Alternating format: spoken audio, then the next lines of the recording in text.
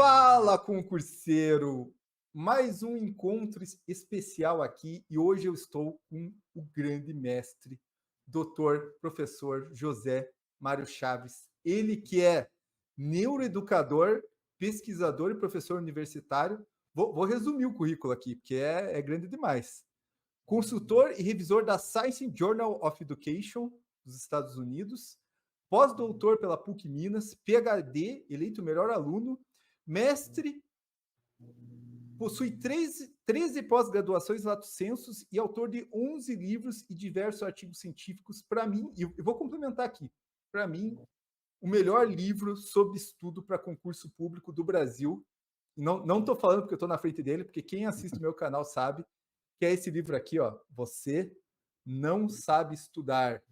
Guia completo para concurseiros, vestibulando estudantes em geral. Professor, muito obrigado pela presença. Guilherme, eu que agradeço o convite, né? Uma honra estar aqui contigo. Eu já acompanho o seu canal, sei da qualidade do que você oferece lá para o pessoal da área de concursos.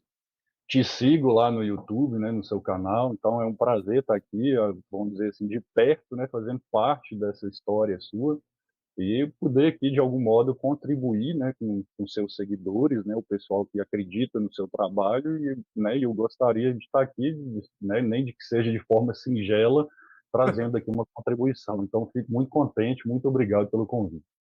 Imagine, obrigado. Eu que agradeço. Eu tô hoje, sabe, Tiete, o cara que é do fã-clube? Hoje eu tô meio fã-clube, porque você talvez seja fã do jogador de futebol, eu sou fã do professor José Mário Chaves. Eu sempre Valeu, fui fã. obrigado. Quando eu recebi o livro dele aqui com dedicatória, caramba, pô, melhor que muita coisa que eu já ganhei na vida, assim, pô, muito Ano que feliz vem eu mesmo. espero que saia um outro aí. Mais Comecei a um, escrever pô, um outro, né?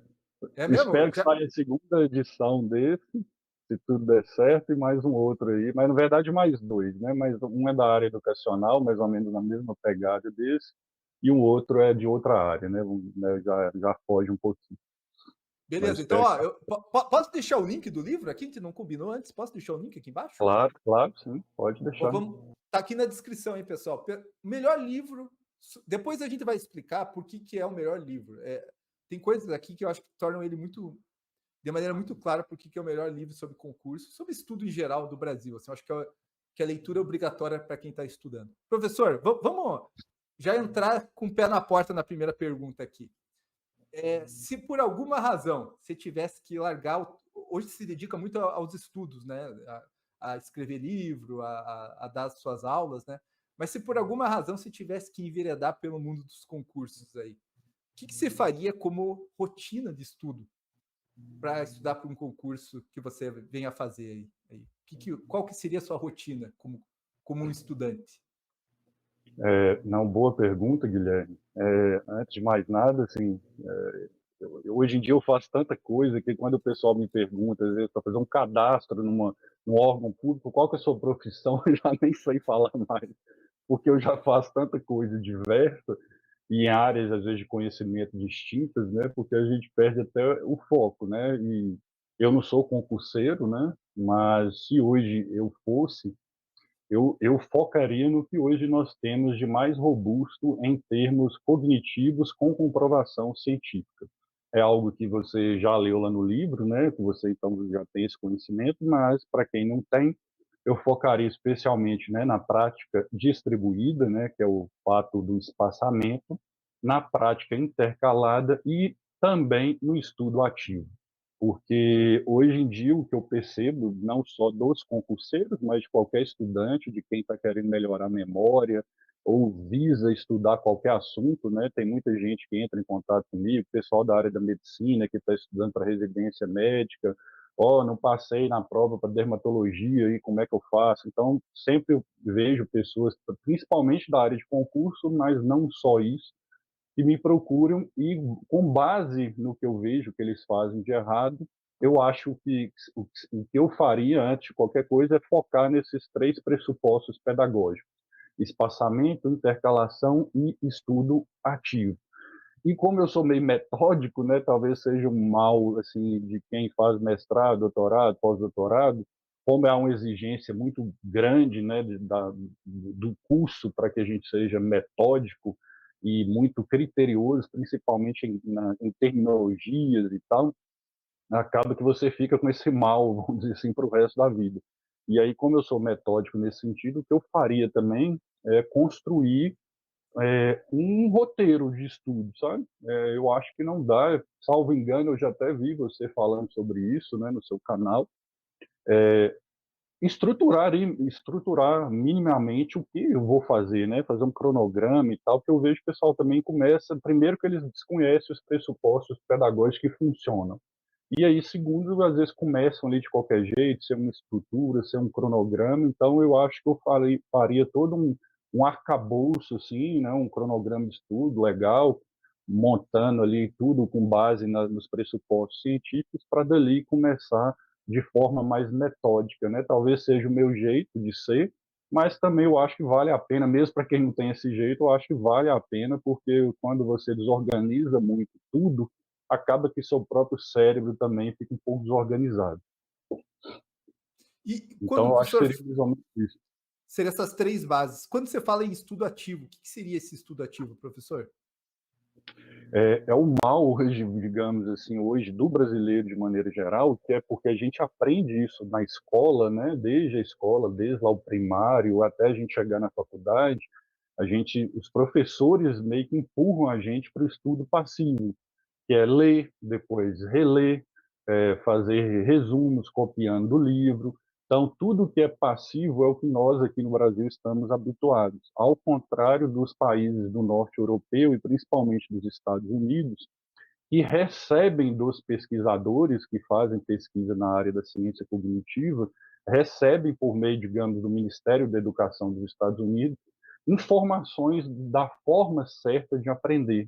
E a forma certa, melhor para memorizar, é o estudo ativo, que é usar flashcards, fazer questões de prova, né, que é algo que todo concurseiro deve fazer bastante, responder um questionário de perguntas, dar uma aula sobre o assunto que você está querendo memorizar, mesmo que seja para alguém fictício, né? Você fingir que está dando uma aula.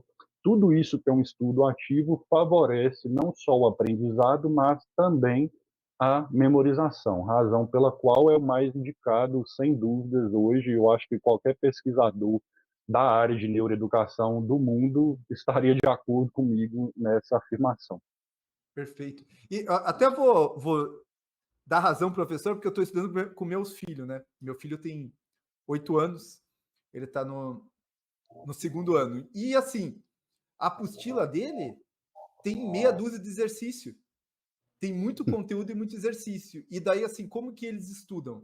Eles, tipo, releem tudo. E quando, na verdade, o ideal seria mais perguntas, mais questionamentos e tal. Então, eu tento montar sempre um questionário de perguntas para ele, né? Baseado mais ou menos no que ele tem ali, né? Mas falta na escola, desde criança, a pessoa fazer mais exercício, né? Ser mais Não, com questionado do que certeza, ler. né? Você deve ter passado por isso, Guilherme, assim como eu passei. Eu acho que todo mundo que está aqui, de algum modo, nos escutando, passou. O professor sempre via, né, no fim, ou melhor, assim, o professor sempre ao final da aula virava para os alunos e falava assim: ó, chegar em casa, não esquece de reler o material da aula de hoje, não, né? Então a gente criou esse hábito de reler e de focar na releitura como a melhor perspectiva para o aprendizado e para a memorização. Quando, se nós pegarmos pelo menos os últimos 50 anos de pesquisa científica, se a gente voltar aí no tempo, todas as pesquisas indicam que essa não é a melhor forma, tanto de aprender quanto de memorizar. Então a gente já tem essa cultura aqui no Brasil, que é definitivamente uma cultura ruim, e como você bem falou, se a gente pega os livros hoje escolares, no máximo, ao final assim dos capítulos, tem lá meia dúzia de perguntas, né? Quando deveriam ter várias para forçar o estudo ativo. E, inclusive, tem muita gente que manda mensagem para mim, seguidor do Instagram e de outras redes sociais, perguntando ao professor, tá, lá no livro você fala para a gente fazer isso, estudo ativo, mas a maioria dos livros que a gente tem aqui no Brasil não tem. E aí, o que eu faço? E a sugestão que eu dou para eles é exatamente isso que você está fazendo com seu filho, é criar perguntas, né? Você está lendo ali, já que não tem, vai criando perguntas para que no momento futuro, não instantaneamente após a leitura, por conta do espaçamento, mas que no futuro você possa ter ali esse grupo de perguntas para que você force o seu cérebro e ao forçá-lo, você cria novas conexões neurais para fortalecer a memorização. Perfeito, perfeito, ótimo. Agora vamos entrar numa outra polêmica aqui. É, existe uma discussão no mundo dos concursos que é assim, não, você tem que fazer resumo. Você quer passar em concurso, você tem que resumir o teu conteúdo. Até onde eu entendi aqui, o professor não falou em resumir o conteúdo. O que o professor acha sobre o uso do resumo? O professor não usaria? Usaria? Como que fica essa questão, professor? Sim, perfeito. Na verdade, não é uma prática que eu recomendo. Por quê? Na verdade, o resumo, em tese, ele poderia trazer um benefício maior quando o sujeito vai fazer um resumo sem copiar no livro. Então, vamos dizer, você fechou o livro aqui, e aí você está estudando um determinado tema, qualquer, e aí você tenta buscar na sua memória Isso. informações e vai fazendo o resumo. Nesse sentido, o resumo se torna uma ferramenta ativa porque você está forçando o seu cérebro a fornecer informações que anteriormente você havia, vamos dizer assim, jogado para dentro. E aí, nessa perspectiva, o estudo, o resumo, né, ele pode ser bom. Porém, mesmo que nessa perspectiva seja bom, na prática é uma ferramenta, digamos assim, que toma muito tempo. Então, se analisarmos aí o custo-benefício, mesmo fazendo o resumo dessa forma, há outras ferramentas que no custo-benefício são melhores. E são melhores por quê? Porque você vai ter um ganho tão bom ou melhor, só que num curto espaço de tempo. E o resumo, querendo ou não, principalmente escrevendo à mão, toma tempo. Só que, para piorar tudo, a maioria das pessoas, né, e mais uma vez foi o que a gente aprendeu na escola, como que a gente faz o resumo? Está lá o livro aberto, a gente vai lendo e vai transcrevendo ali o livro com as nossas palavras de maneira resumida.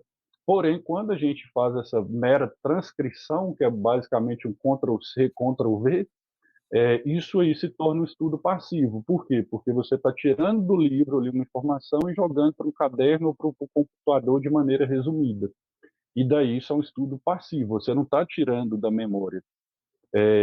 Há até um erro hoje aqui que eu vejo, principalmente de coaches aqui brasileiros, já aproveitando a deixa, de crer que o estudo ativo, como eu já vi vários falando aí na rede social, o estudo ativo é aquele que, de alguma forma, parece que eles confundem estudo ativo com movimento, assim. Tipo, por exemplo, o Sim. resumo para eles, às vezes, é um estudo ativo porque meramente você está fazendo algo mecânico, né? Você está fazendo ali uma escrita ou digitando no computador, ou seja, mecanicamente, vamos dizer assim, é ativo. Porém, quando os pesquisadores, nós da área da neuroeducação, falamos sobre estudo ativo, e se você pegar todas as pesquisas do mundo hoje, né, dos principais centros de estudo, você vai ver que, na verdade, o estudo ativo não é algo mecanizado nesse sentido. O estudo ativo é quando você força o seu cérebro, força a sua memória a retirar uma informação e jogá-la, digamos, para fora. Não, não, o que eles chamam de evocação, né? Você evocar, né? Você Sim, fazer aquela. evocação, né, ou recordação, você buscar uma informação na memória e qual a lógica de buscar essa informação na memória, o que acontece? Porque quando há o fenômeno da memorização, nós temos três tipos de memória, vamos colocar assim em relação ao tempo, a memória de curtíssima duração, a memória de curta duração e a memória de longa duração. E esse processo, ele leva um determinado tempo dentro de forma bioquímica no cérebro para ele ocorrer. E esse fenômeno, quando ele ocorre, começa numa memória e vai para as demais, quando ele finaliza, ocorre um fenômeno bioquímico que a gente chama de consolidação. A memória consolidou. Algumas pessoas também confundem. Então, consolidou, isso vai ficar ali permanente na nossa memória. Não. Quando a gente fala que consolidou, nós estamos querendo dizer tão somente que o fenômeno bioquímico da memorização ele finalizou. O que não quer dizer que aquela memória que foi construída ali por meio de sinapses nos seus neurônios vai permanecer para o resto da sua vida. Pelo contrário, é o mais normal hoje dentro da, né, nos humanos é a gente esquecer ao longo do tempo se a gente não rever a informação. Mas quando a gente faz um estudo ativo, ou seja, quando a gente faz a evocação, a recordação, é um fenômeno bioquímico que a gente chama de reconsolidação. É como se o cérebro, mais uma vez, bioquimicamente, ele fizesse toda a trajetória de novo e fizesse uma reconsolidação. Então, assim, de maneira analógica, vamos dizer que você é um pedreiro e para passar no concurso você precisa construir um muro. Aí você estuda aquele assunto, aí você consolida na memória ali, você, vamos dizer assim, você colocou o primeiro tijolo com o cimento para construir o muro. Quando você faz um estudo passivo, normalmente você não coloca o outro tijolo aqui em cima, porque o estudo passivo, bioquimicamente, ele não faz uma reconsolidação. Ele faz, se fizer, depois de muito esforço, depois de muitas vezes. Ao passo que quando você faz um estudo ativo, esse fenômeno bioquímico acontece, é como se você colocasse um outro tijolo aqui com cimento na base. E aí, cada vez que você faz um estudo passivo, ou ativo, desculpa, você vai colocando tijolos ali, vai formando o seu muro, a sua parede, vamos colocar assim, só para exemplificar, e você vai formando essa parede, e ao final, o que você vai ter? Você vai ter uma parede pronta, em outras palavras, de maneira analógica, né? Você vai ter uma memória robusta que te propicie, no futuro, fazer uma prova a qualquer instante de sua vida e você lembrar daquela informação. Evidentemente, é esse o desejo, né, de todo concurseiro. Desse modo, o estudo ativo ele é fundamental. E não é algo, repito, mecânico. Você deve tentar, de alguma forma, qualquer que seja, buscar na memória o que você estudou. E aí, isso vai te trazer benefício. Perfeito, professor.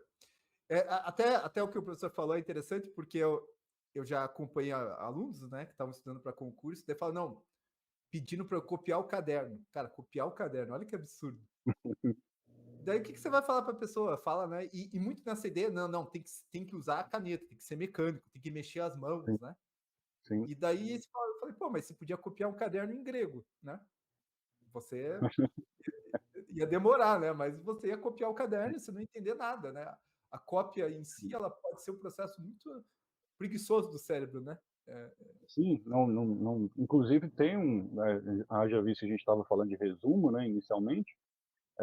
Tem um estudo muito famoso, né, produzido por pesquisadores da Universidade do Sul da Califórnia e um outro também que foi feito por vários, na verdade, pesquisadores de 4 centros de estudo nos Estados Unidos, que foi só sobre revisão.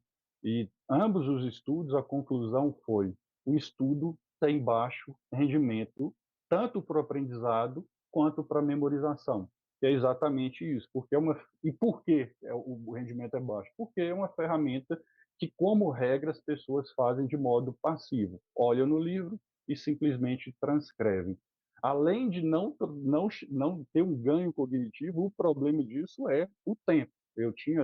Tenho uma amiga Resumo, na né? O professor universidade, está falando de resumo, né? O professor falou estudo, é resumo, né? Que está falando. é, isso, Ah, resumo, perdão. Tem até um amigo meu, né, fez mestrado comigo, ele estava estudando para a prova de promotor. E não sei para qual estado ao certo ele estava fazendo, mas caíam, eu acho que 18 disciplinas. E aí ele estava fazendo um resumo de cada disciplina. Ele falou comigo que ele estava gastando 40 dias, mais ou menos, para resumir cada disciplina. Aí, se você pega 40 dias vezes 18 disciplinas, eu falei com ele, cara, você vai ficar 2 anos só resumindo? Tipo assim, você vai resumir, pô, compra um resumo ali, sei lá, entra num site desse aí, compra um resumo de um professor de cursinho, qualquer coisa, sei lá, você vai perder 2 anos só resumindo, o ganho cognitivo que você vai ter vai ser baixíssimo. Você basicamente vai perder 2 anos, vai lá e compra logo o resumo e usa outras ferramentas e tal.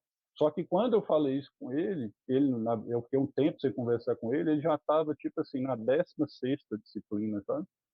Aí quando eu expliquei para ele que ele estava fazendo errado, ele quase chorou, assim, ficou deprimido, né? Porque, poxa, perdi um tempão. E realmente ele mesmo falou, se ele parasse para tentar lembrar do que ele havia feito lá atrás, nas primeiras disciplinas que ele resumiu, ele já não lembrava de quase nada, sabe? Então não é algo viável.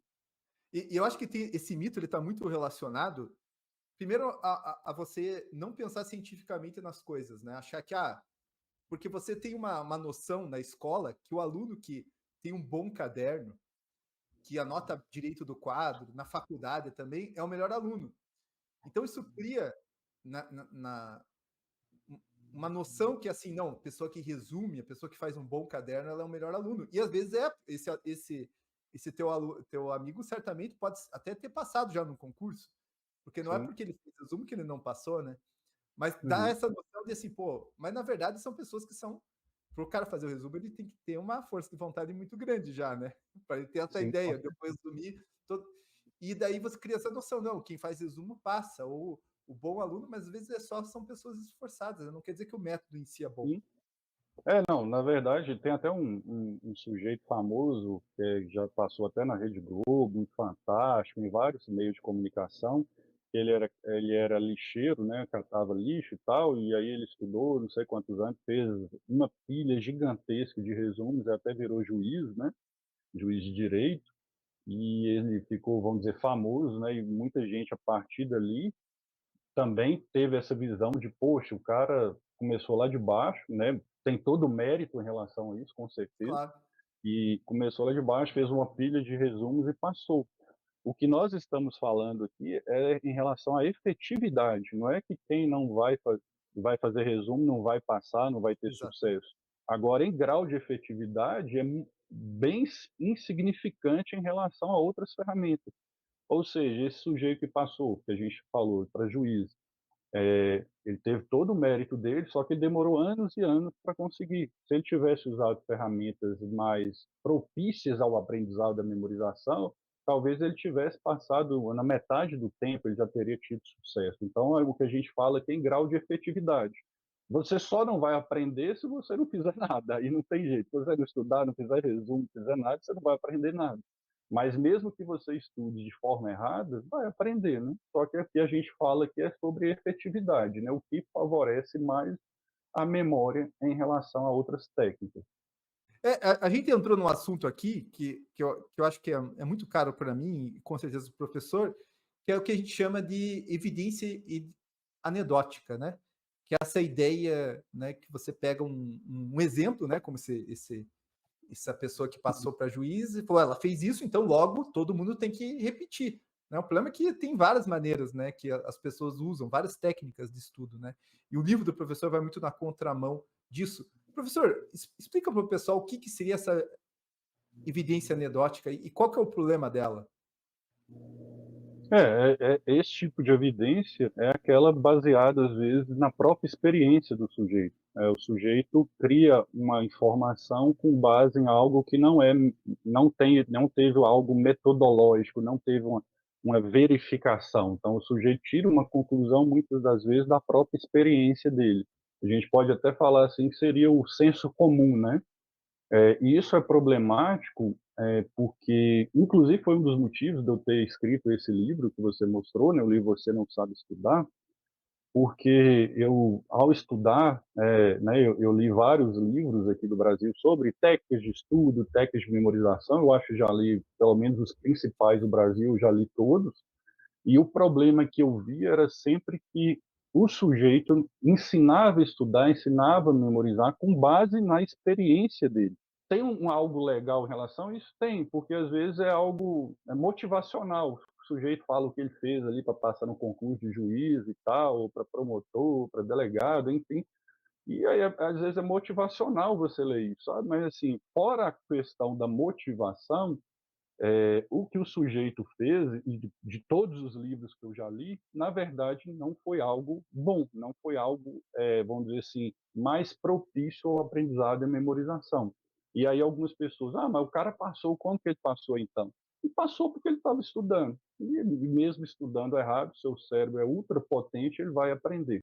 Mais uma vez, é uma questão de eficiência, vamos dizer assim, de grau de aprendizagem. Por exemplo, tem pesquisa feita na Universidade de Harvard, por exemplo, em relação ao espaçamento. Sujeito que, vamos dizer, um sujeito desse que escreveu, inclusive, esse tipo de livro, ensinando o que ele fez. Ele passou, ok. Só que a forma que ele estudou não era a melhor. Se ele tivesse usado o espaçamento ideal, por exemplo, um espaçamento mais assertivo em relação ao estudo dele, conforme essa pesquisa, por exemplo, de Harvard, tem dados lá nessa pesquisa que giram em torno de 200%. Ou seja, se você fizer um espaçamento mais adequado, o resultado cognitivo seria 200% melhor. Ah, então o cara que está estudando errado vai passar? Vai. Só que o cara que está estudando certo tem a probabilidade maior de passar em menos tempo e de memorizar mais, ou seja, de fixar as informações estudadas por um tempo maior ao longo da vida. E às vezes o cara passa também no concurso e, né, logo depois começa a esquecer. E quando você estuda de maneira correta, da forma que o cérebro aprende, há a tendência daquilo permanecer por um longo período, né, na sua memória. Então a ideia é essa, né? E daí que a importância de você buscar questões científicas, né? Não ficar só preso, vamos dizer, no senso comum, né? Você buscar, né? A gente hoje tem muitas centenas de pesquisadores sérios no mundo, principalmente nos Estados Unidos, e se você buscar essas informações da forma que o cérebro aprende, para que você também faça isso, de maneira, né, baseada em ciência e de maneira criteriosa, você vai ter um ganho considerável na sua memorização. Isso é muito interessante ver no seu livro, né? Porque você questiona coisas que eu não questionava. Então você questiona, por exemplo, o mapa mental do Tony Buzan, né? Que para quem não sabe, Tony Buzan é o criador do mapa mental e tal, né? Pelo menos o criador dos primeiros precursores. E daí você questiona lá, olha, mas ele fala que é para fazer desse jeito. Por que é para fazer desse jeito? Daí eu fiquei, puxa, é verdade, eu nunca me questionei sobre isso. Às vezes a gente segue coisas sem entender que deve ter um fundamento por trás. Mas qual que é o fundamento? Não foi falado. Então a gente precisa questionar, né? Precisa questionar mais. Até eu fiquei falando, puxa, e eu acabei engolindo muita coisa, né? Por isso que o teu livro é tão interessante. Não, eu mesmo, antes de, vamos dizer, começar a estudar essa área, né, assim, da neuroeducação, que eu já estudo há bastante tempo já, eu também engolia muita coisa, né? Assim, apesar, assim, eu sou bastante crítico, sabe? Assim, eu acho que por conta da minha formação acadêmica, eu sempre leio algo com o pé atrás. Então, eu sou Sim. bastante crítico, assim, eu falo, será? Eu começo a me indagar, será? De onde esse sujeito tirou essa informação? Não tem uma fonte aqui? Ele está falando que isso está numa pesquisa científica, mas não coloca a fonte. Sabe, assim, tem muita coisa, inclusive é o que eu falo para meus alunos, né, assim, tem um senso crítico em relação a tudo que vocês, né, eventualmente leiam. Sempre analiso aquilo ali de forma crítica. É a questão do mapa mental. Só dando um exemplo aqui em relação ao mapa mental. Lá o Tony Buzan fala que a gente não deve escrever no mapa mental com letra cursiva, que deve ser em letra de forma. Poxa, mas qual que é o sentido disso? O cara não dá nenhuma explicação, simplesmente joga essa informação no ar e não dá nenhuma explicação, porque de fato não tem uma explicação para isso, não há nenhum dado científico, não há nada que justifique isso, mas joga essa informação no ar. É como se fosse assim, vou jogar, se colar, colou, né? Assim, se pegar, se o povo cair nessa, é mais ou menos hoje, com fake news aí na política de todos os lados. O cara joga ali uma fake news. Se colar, colou. Se não, né, paciência, né? O cara finge que não foi ele que jogou aquela informação e tá tudo. No mundo dos concursos, né, no mundo do estudo, né, sobre como estudar, né, estudo sobre como estudar, um dos grandes livros é o livro do professor Peer, né? O livro lá que ele fala sobre inteligência em concursos. E eu sempre, assim, que eu falo, eu sempre li o professor colocando críticas muito pertinentes sobre isso. O pessoal fala porque meio que virou assim uma coisa que não pode falar mal do professor Peer. Esses dias eu critiquei, alguém falou, pô, quem que é você para criticar o professor Peer? E qual que é a crítica que o professor estabelece desse livro e de algumas coisas que ele defende que a gente vai trazer aqui, professor? É, é aquela questão, é assim, quando você não tem uma base de conhecimento sólida sobre um conteúdo, vou usar essa palavra entre aspas, enganado, mas assim, você fica muito mais suscetível a ser enganado.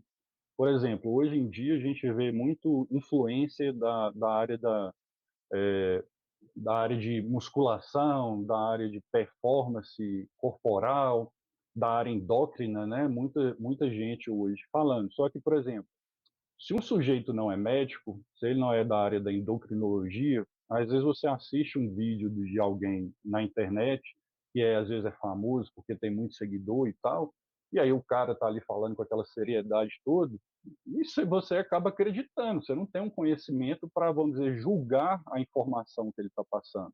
Você não tem uma base para contrariar aquilo. Então, quando a gente não tem uma base para questionar, você acaba engolindo muita coisa, né?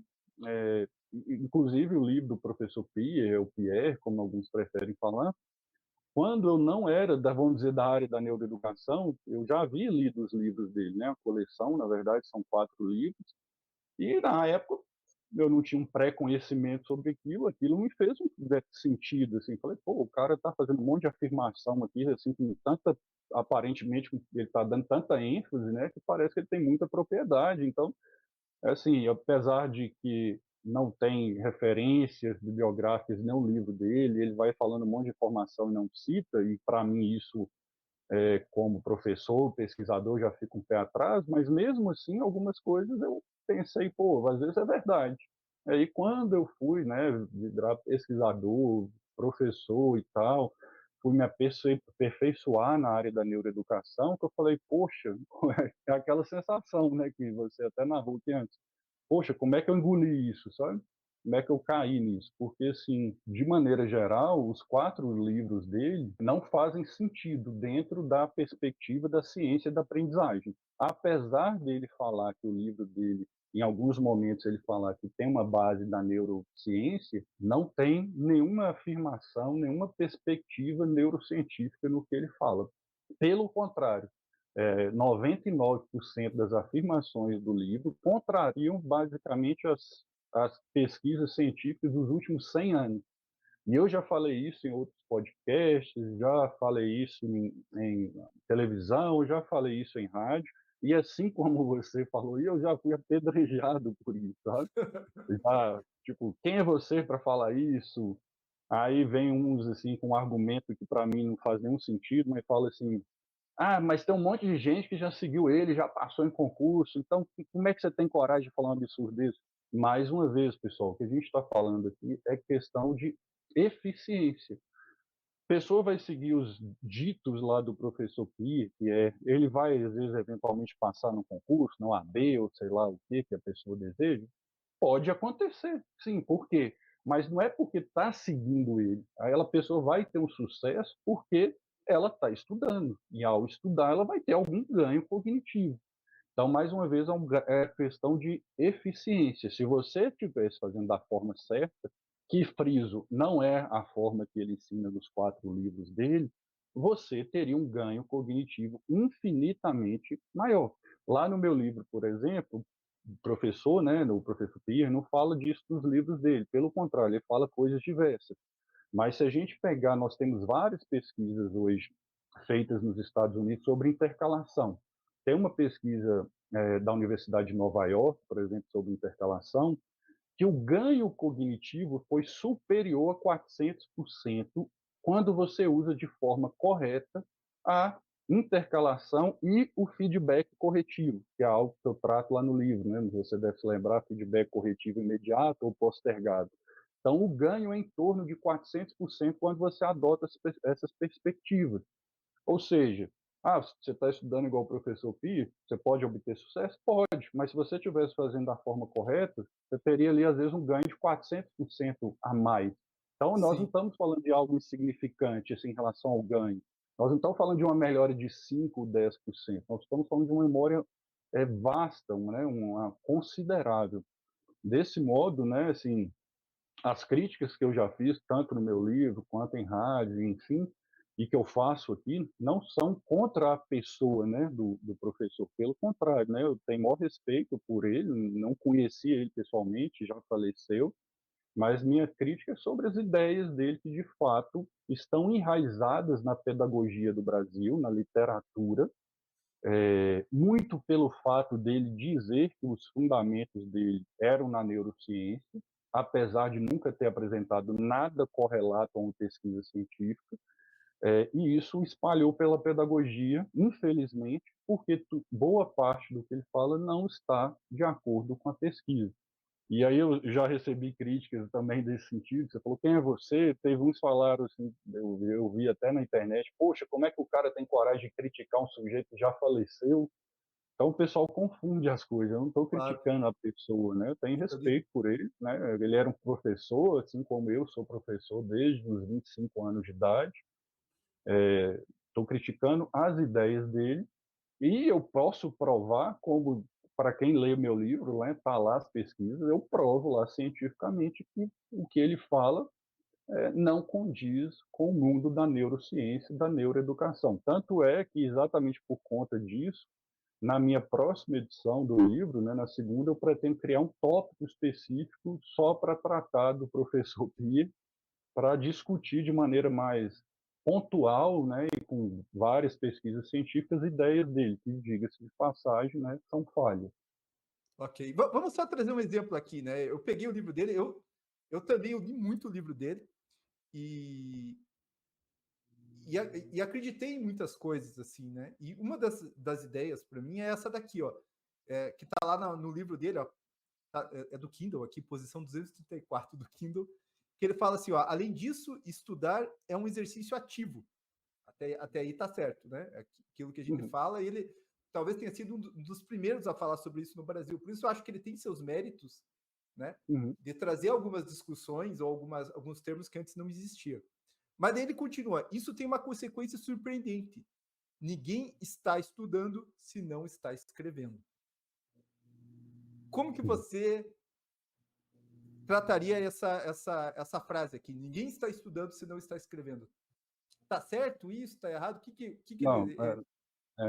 isso não tem nenhuma base, né, de comprovação científica e nem lógica, porque pelo que a gente vê da própria lógica e também cientificamente, essa afirmação não é verdadeira.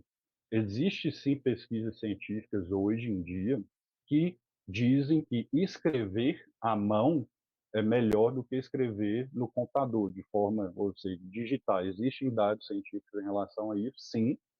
Existem dados científicos também de que ler no papel é melhor do que ler na tela, seja no celular ou no computador, porque atinge áreas diferentes do cérebro e tem outros fatores. Existe esse tipo de afirmação científica hoje, mas não a afirmação de que escrever seja essencial para a vida do estudante. Óbvio, se nós pegarmos o estudante da primeira série que está aprendendo a escrever, isso aí é plenamente válido, né? Ele tem que escrever para aprender a escrever. Mas quando a gente pega um adolescente, um adulto que já sabe escrever, essa afirmação já não tem sentido, porque ela é pouco eficaz. Assim como a gente falou agora há pouco do resumo, né? Porque basicamente quando o sujeito está ali, e é o que ele fala no livro, ele não aceita um aluno que está assistindo aula sem estar ali o tempo todo escrevendo o que o professor falou. Não tem nenhuma base para isso e, pelo contrário, a gente até já falou isso em relação ao resumo, não tem muito ganho cognitivo ao fazer isso. Ao passo que outras ferramentas, né, como a gente já tratou aqui, de estudo ativo, por exemplo, são infinitamente mais eficazes para aprendizagem e para memorização. Eu sou a prova disso, né, em relação a essa ideia do professor Pia que não aceita um aluno que não copie. Eu lembro, eu era muito zoado assim, pelos alunos na época, porque na faculdade eu fiquei, né, todos os anos meus, na verdade eu tenho 3 cursos superiores, né, 3 graduações, mas em uma delas, né, em todas na verdade, mas na primeira delas, eu nunca tive caderno, eu nunca levei caderno. Eu sempre fiquei lá todos os anos da faculdade, nos 3 cursos, mas principalmente no primeiro, eu não tinha caderno, eu não anotava nada. E no final eu fui eleito pelos professores o melhor aluno. No mestrado também eu não tinha caderno, todo mundo levava caderno no computador, eu não levava nada. E aí eu fui o único aluno que ganhou distinção acadêmica magna cum laude, né, que é uma referência internacional. No doutorado também eu não tinha nada, todo mundo levava o caderno, mas principalmente o computador, não levava nada, e fui eleito o melhor aluno. Ou seja, se escrever fosse tão fundamental assim, eu não teria sido o melhor aluno da turma, né? Por que que eu fui o melhor aluno? Porque eu era muito esforçado, não era longe de ser o mais inteligente da turma, talvez eu era o mais esforçado e que usava as ferramentas melhores. Então eu não anotava, prestava atenção ali no professor e depois estudava em casa, né, evidentemente do meu jeito, né? Mas era muito mais eficaz. Então essa afirmação é balela, né? Não tem fundamento. Perfeito. E eu acho que ele pensou nisso, como ele era um professor, eu acho que ele era professor até de nível médio, Sim, fundamental, ele era. assim, né? Sim, sim, E eu acho que ele baseou isso, e aqui a importância da gente basear nosso pensamento em uma metodologia científica numa visão, assim, porque tem dois alunos, um que copia, que está lá esforçado e tal, e um que não está nem aí, né? Que acontece muito em faculdade, né? Pessoas que não estão aí. E uhum, o aluno que está copiando, ele vai sair melhor. Ele fala, pô, então, se esse está copiando, se esse sim. está escrevendo, está saindo melhor, mas às vezes é por uma outra razão, uma razão de Sim. motivação, uma razão de engajamento do aluno, e não simplesmente por causa da. Por isso que é importante, né? Você criar um grupo de Sim, controle, uhum. né? É porque, assim, como regra, né, que a gente vê, eu sou professor há muitos anos, como regra, o que a gente percebe é que os alunos mais esforçados têm o hábito de escrever, mas Sim, eles tiram melhores notas não é pelo fato de estarem escrevendo e copiando. Eles tiram as melhores notas porque são os que mais prestam atenção na aula, não conversam, e também estudam em casa. Aí o sujeito que não anota nada, não presta atenção e não estuda em casa, evidentemente, ele vai se sair sim. mal. Então não tem justificativa para isso. Tá? Mas, assim, em relação ao professor Pierre, o lema principal dele, né, do livro dele, né, assim, dos 4 livros, né, aquele lema dele, a aula estudada hoje é aula, né, revista no mesmo dia, né? Ou seja, na visão dele, tudo que você estuda hoje, vamos dizer, na parte da manhã, um aluno que estuda na manhã, você tem que rever à tarde. Esse é o lema dos 4 livros deles, que é algo que eu também já questionei, porque isso viola o espaçamento. E eu já critiquei isso em outros momentos, né, como eu disse, em outras participações do podcast e tal. Inclusive, veio um aluno depois, uma pessoa que assistiu, me chamou no Instagram e falou assim: poxa, professor, pega leve. O cara escreveu o livro falando essa afirmação há 15 anos atrás, então ele não tinha essa evidência científica sobre o espaçamento para ele ter feito ele fez errado mesmo, mas não tinha essa evidência. Eu falei, não, na verdade você está incorreto, porque as pesquisas sobre o espaçamento já têm 120 anos, então, ou seja, muito antes dele pensar em escrever o livro, já existiam as pesquisas de espaçamento que foram, evidentemente, evoluindo no tempo, principalmente nos últimos 50. Então, dos últimos 50 anos para cá, qualquer pessoa que afirme que estudar hoje e revisar no mesmo dia, como era a perspectiva do professor Pierre, está completamente desantenado do mundo científico, do que realmente é o cérebro humano. Porque quando eu falo em termos científicos, é a base neurológica de aprendizagem humana. Então, existe uma forma, vamos dizer assim, que o cérebro humano aprende. Isso não é diferente do José Mário, do Guilherme, do João e da Maria. Todo mundo humano tem uma forma básica de funcionamento do cérebro e ele segue essa trajetória. Então, quando você contraria isso, que é o lema aí do professor Pierre, quando você contraria isso, você está interferindo na própria forma que o seu cérebro aprende.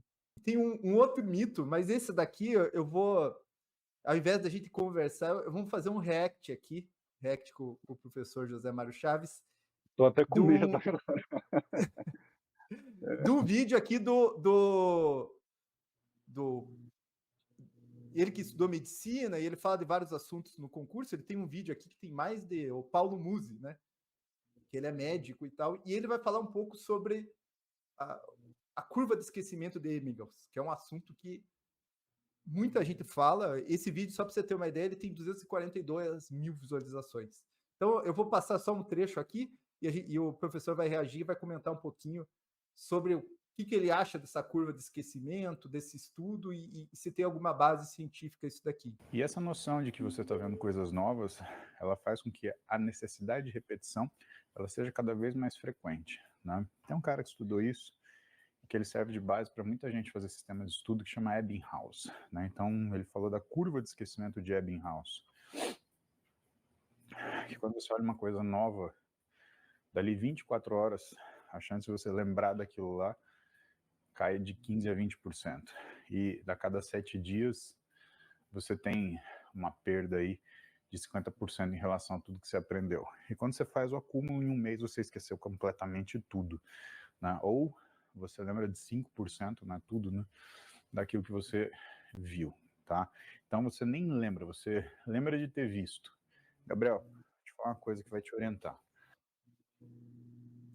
Então, professor, mais um falando sobre a famosa curva de esquecimento de Ebbinghaus e trazendo aí esses dados, ele trouxe os números de um esquecimento absurdo. O que o professor acha desse estudo? Tem alguma validade, né? Um estudo antigo? Comenta aí, professor, para gente. Não, na verdade, sobre essa curva de esquecimento, eu até brinco com o pessoal, fala que você quer acabar com o meu dia, fale sobre curva de esquecimento, porque assim, é literalmente uma aberração, né? Algo que eu trato lá no meu livro com detalhes, apresento dados científicos para refutar e tal. Vou tentar ser assim menos pontual, assim, mais falar de maneira mais geral aqui. Mas eu vi esse vídeo aí do Paulo Musi, fiquei até chocado. Por quê, Guilherme? Porque o Paulo Musi, eu mandei meu livro para ele, ele tem meu livro antes, muito antes dele gravar esse vídeo, que é relativamente recente, eu já havia, né, enviado meu livro para ele. E aí eu falei, poxa, o cara não leu, né? Ele não deve ter lido, porque assim, com certeza ele não leu, porque senão não teria falado uma besteira dessa. E é algo muito repetitivo hoje aqui no Brasil, né? Se você analisar, basicamente, você entrar no site de todos os grandes sites dos concursos, né, de concursos e de cursinhos do Brasil, se você entrar em todos, você acha alguma informação lá sobre curva de esquecimento. Se você entrar aí no site de coach, eu já vi em site de tem umas duas empresas do Brasil que são inclusive uma das mais famosas de consultoria educacional aqui do Brasil. Você entra lá no site, está lá tem alguma parte lá, faz citação, aparece essa mesma imagem que foi colocada aí no vídeo do Paulo Musi, né, da curva toda coloridinha e tal. Então é algo assim muito disseminado aqui no Brasil. Eu fiquei até chateado, como eu te falei, que o cara tem meu livro e falou isso, então certamente ele não leu. Inclusive eu estou, né, pretendendo gravar um vídeo no meu canal aqui no YouTube de maneira mais detalhada para tratar exatamente sobre, vamos dizer assim, refutar esse vídeo aí do Paulo Musi.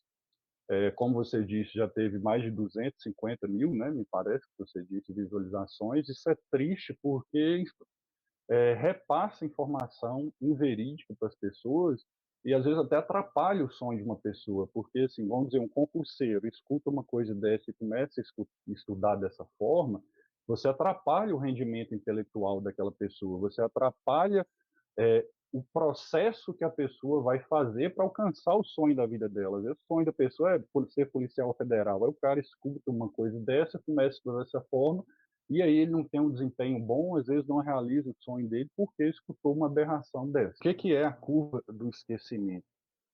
Um pesquisador, é um sujeito, depois vocês olham a foto, bem mais barbudo do que eu, a barba bem grande assim, lembra aqueles filósofos, né, da época pré-socrática por ali, e ele era um filósofo.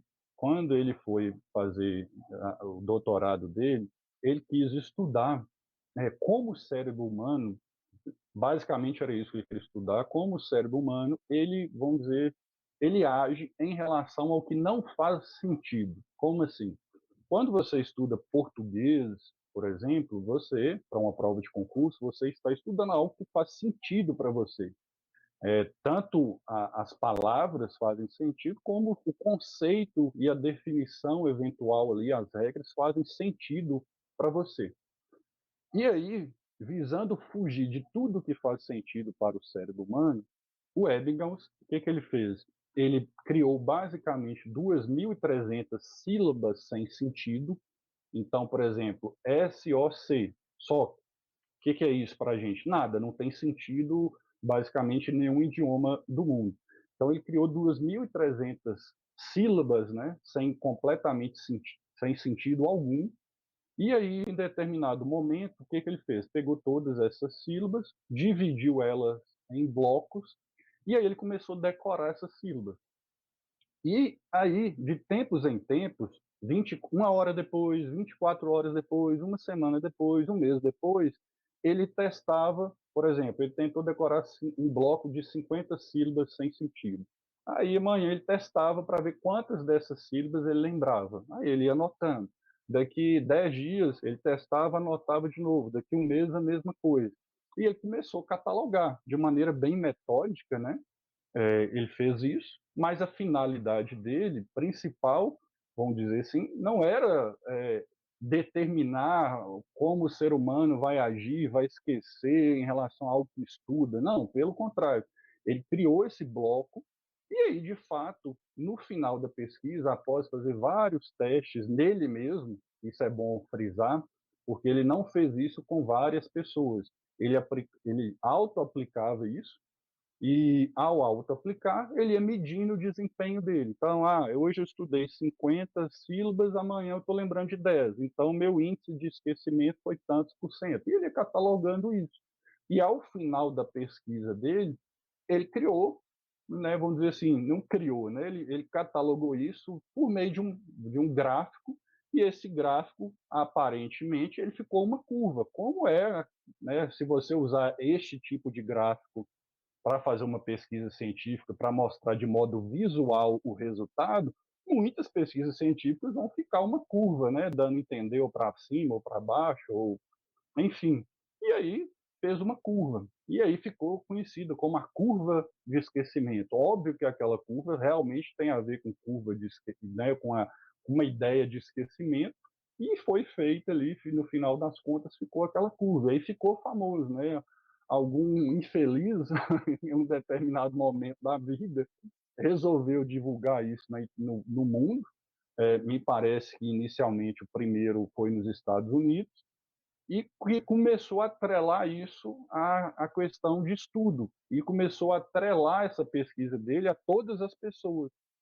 E aí isso foi divulgando, me parece que foi nos Estados Unidos, pelo que eu já analisei, e aí se espalhou pelo mundo, e aqui no Brasil parece que isso tomou conta assim, de uma maneira absurda, né? Só que veja bem, primeiro ponto, essa curva de esquecimento diz respeito a decorar sílabas sem sentido.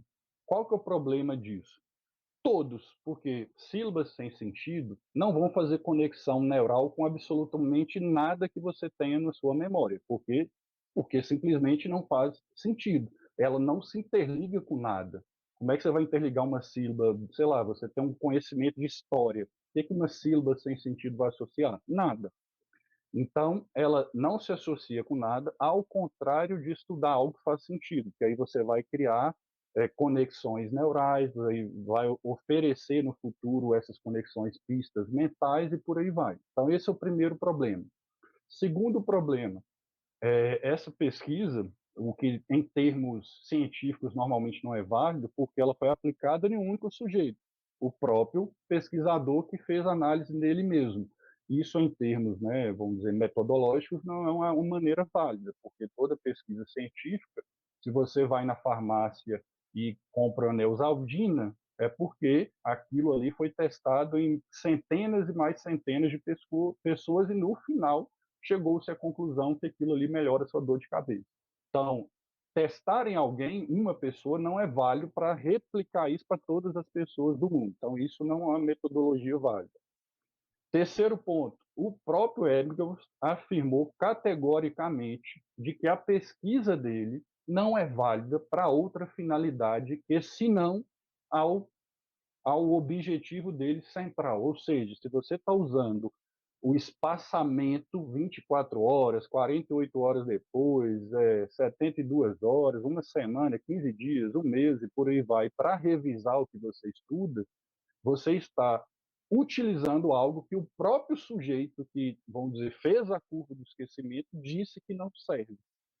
Então, tem vários outros questionamentos em torno disso, mas, de maneira geral, essa ideia da curva de esquecimento é, assim, talvez seja hoje o ponto mais crítico da pedagogia aqui do Brasil, e principalmente daqueles que estudam para concurso.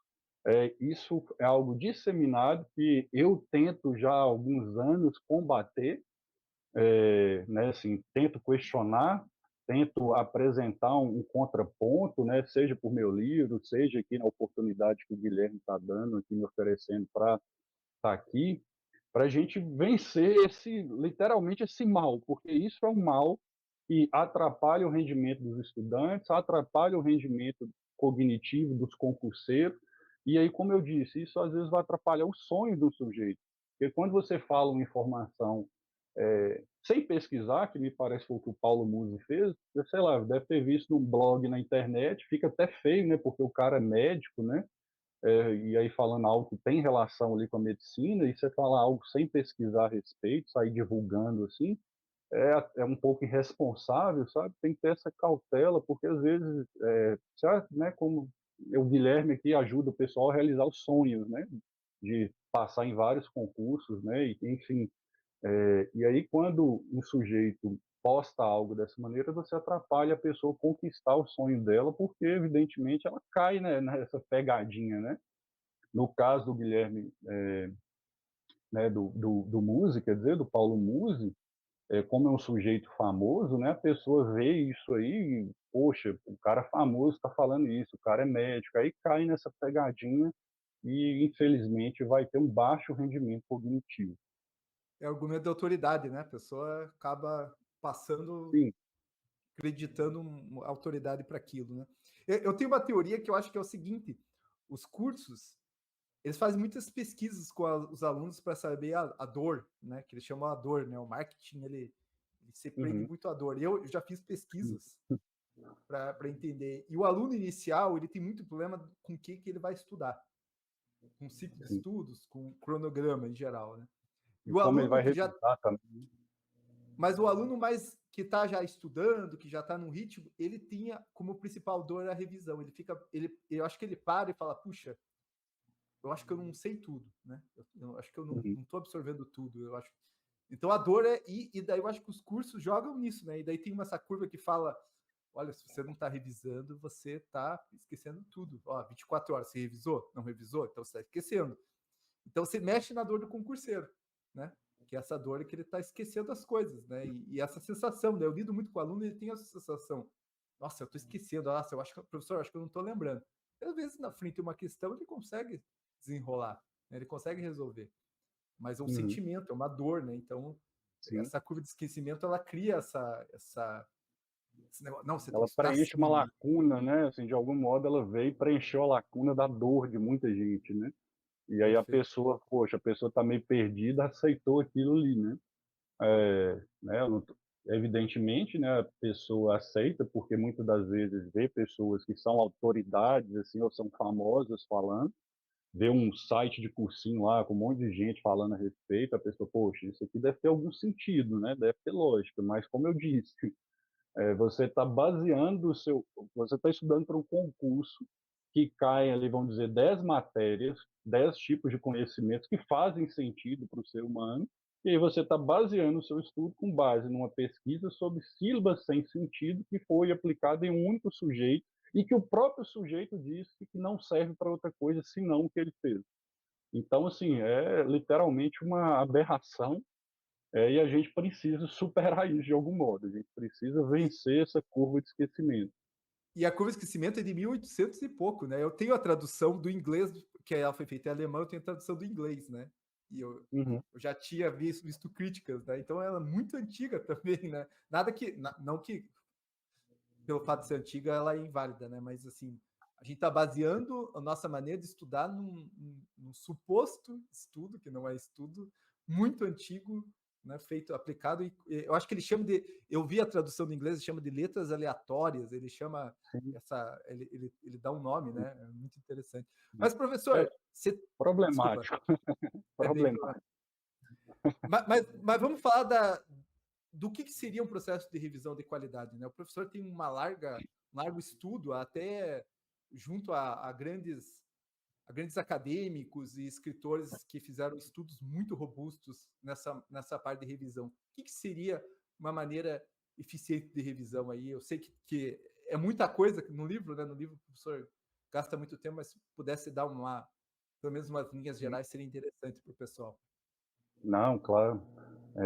Bom, como eu até mencionei aqui, Guilherme, nos últimos 120 anos, os pesquisadores da ciência da aprendizagem, o foco deles, é, lá no início, 120 anos atrás, o foco das pesquisas sobre espaçamento, e aí eu vou, para quem não sabe o que é espaçamento, eu acho que eu já falei aqui, às vezes a pessoa está meio perdida. Espaçamento você estudou algo hoje, Quando que você deve estudar a segunda vez aquele mesmo assunto, a terceira? Qual que é o espaçamento entre uma sessão de estudo e a outra? Então, isso que a gente chama de espaçamento ou prática distribuída, você distribuir no tempo. Então, há 120 anos atrás, os pesquisadores queriam descobrir, poxa, o que é melhor? Estudar de maneira distribuída ou de maneira que eles chamam em bloco? Você estudar, vamos dizer, você condensar em curto espaço de tempo o estudo, que é exatamente o que a curva de esquecimento faz, né? Ela condensa tudo num curto espaço de tempo.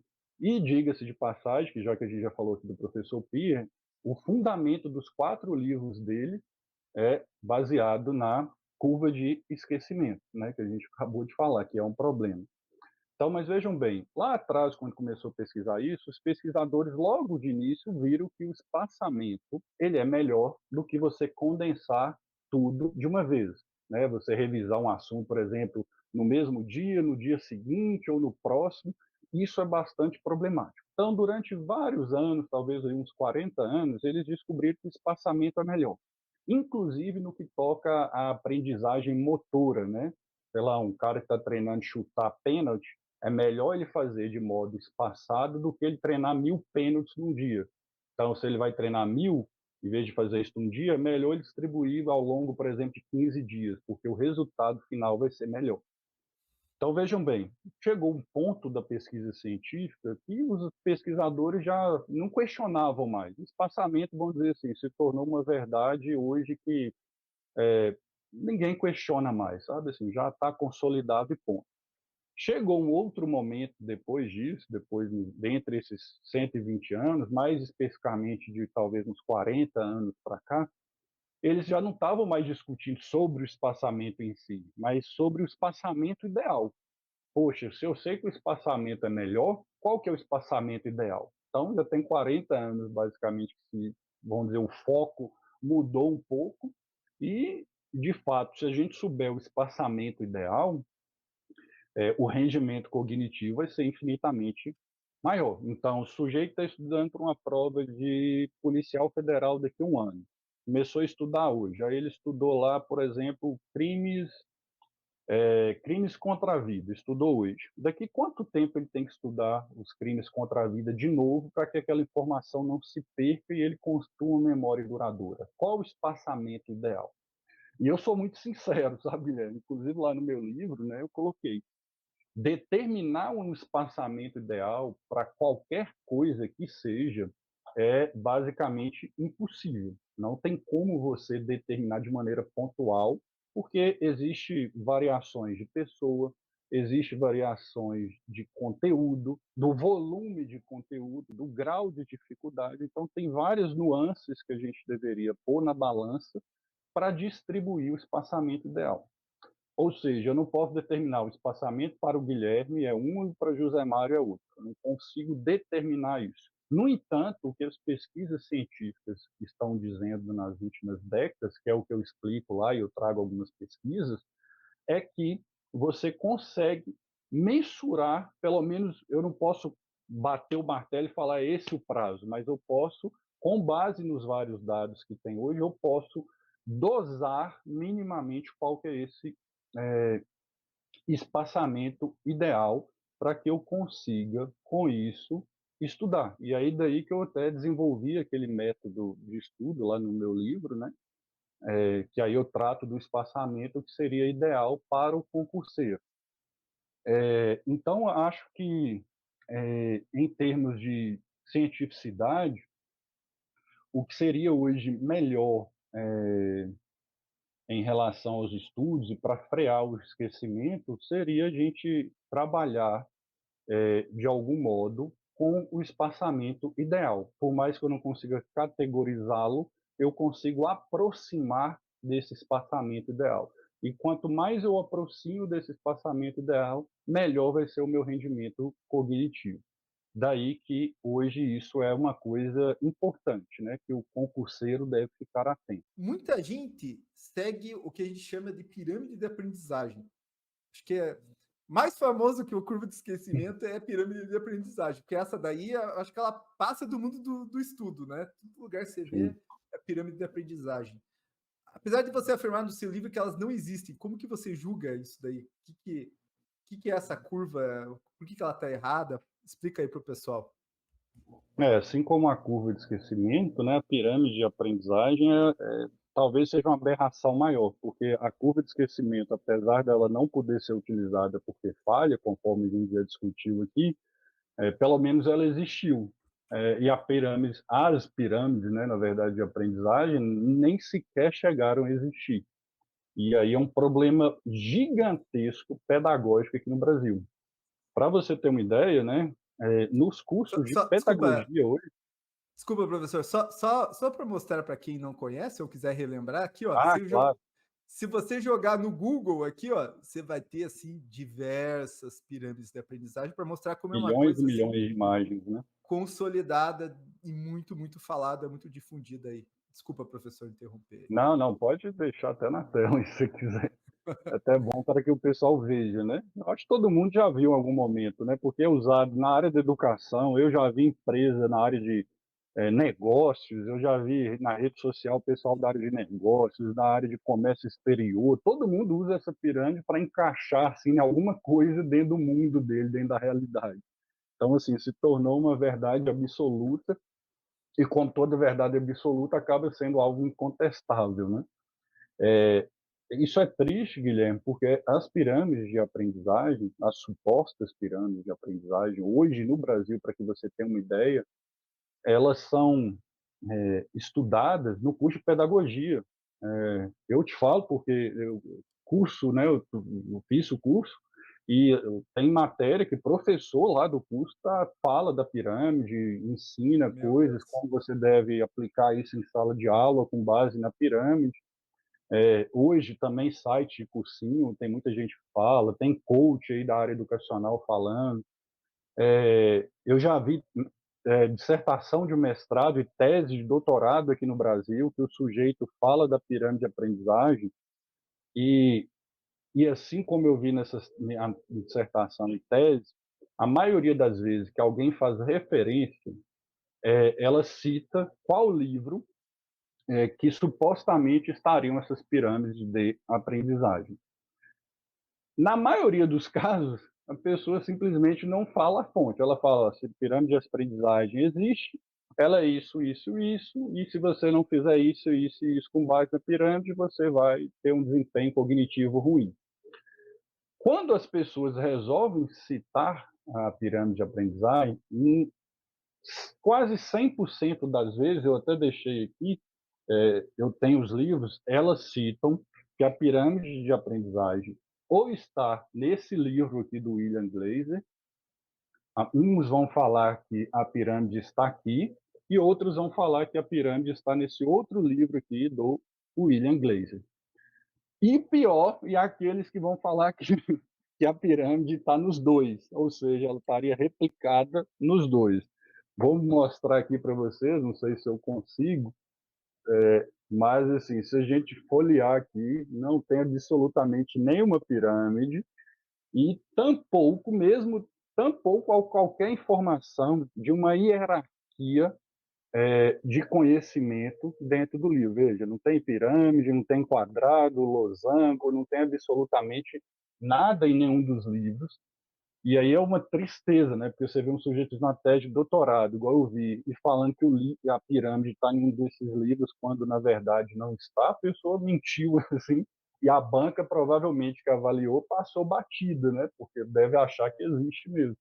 Então, essas pirâmides, que inicialmente nessa mentira educacional começou, nem foi com William Glaser, começou com outro pesquisador, eu relato bem isso lá no meu livro, de maneira mais explicada, mas o William Glaser, eu acho que, vamos dizer assim, ele foi o maior expoente que se creditou ter construído uma pirâmide de aprendizagem. O outro foi o Edgar Dale, né? E o outro o William Glaser. Não existe pirâmide de aprendizagem, é algo completamente falacioso. Não tem como você fazer aquela hierarquia conforme está na pirâmide que o Guilherme colocou na tela. Não Aqui, tem ó, como a você hierarquia. fazer. Olha lá, ainda colocam ali aprendizagem passiva e ativa, né? Alguns colocam. Isso aí tem de site educacional, de centro de estudo, assim, é uma coisa terrível, né? O máximo que dá para falar, tem como você voltar aí, Guilherme, na pirâmide? Volta aqui, sim. Volta na pirâmide mesmo. O máximo que dá para falar, vejam ali, que ela começa em ler, depois escrever, e ao final ali é o que mesmo, Guilherme? No finalzinho ali? Ensinar, ensinar. Ensinar, isso.